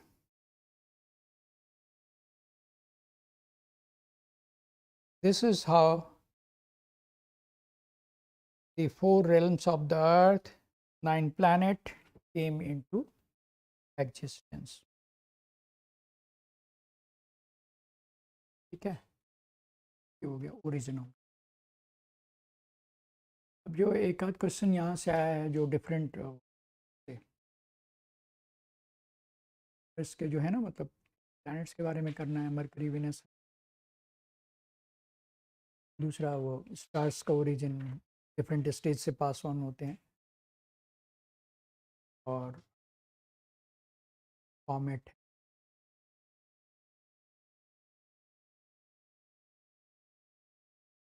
What I have decided, थोड़ा सा ना, मतलब जो इन लोग में sir से मेरी ये करा के, जो ओरिजिन करा के, फिर विल कम टू इंडिया का थोड़ा ओरिजिन करा देंगे, और बहुत सारे हैं जैसे इंडिया वाला पूरा कवर करा देंगे।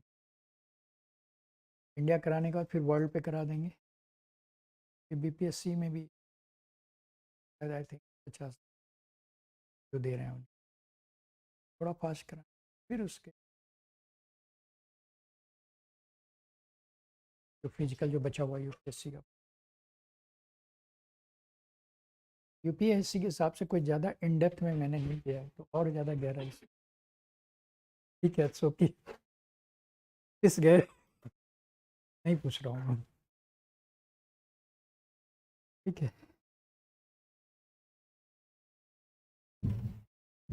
तो ये करा दूंगा मैं, है ना। इसको नहीं होगा ना तो ये जो सोलर सिस्टम में जो और है, देखिए रिवर, बीपीएससी और या यूपीएससी दोनों में ही देख लीजिए, रिवर, फॉरेस्ट, एग्रीकल्चर, मिनरल, मैं तो देखता हूँ कोई ऐसा एरिया छूटा ही नहीं है जो यूपीएससी और बीपीएससी में क्वेश्चन नहीं आते। हाँ, ये है कि थोड़ा सा बीपीएससी में है कि एनसीईआरटी बेस्ड पूछ रहा है, यूपीएससी में भी एनसीईआरटी बेस्ड पूछता है, उसको थोड़ा घुमा के पूछता है, कोई डिफरेंस है। Thank you.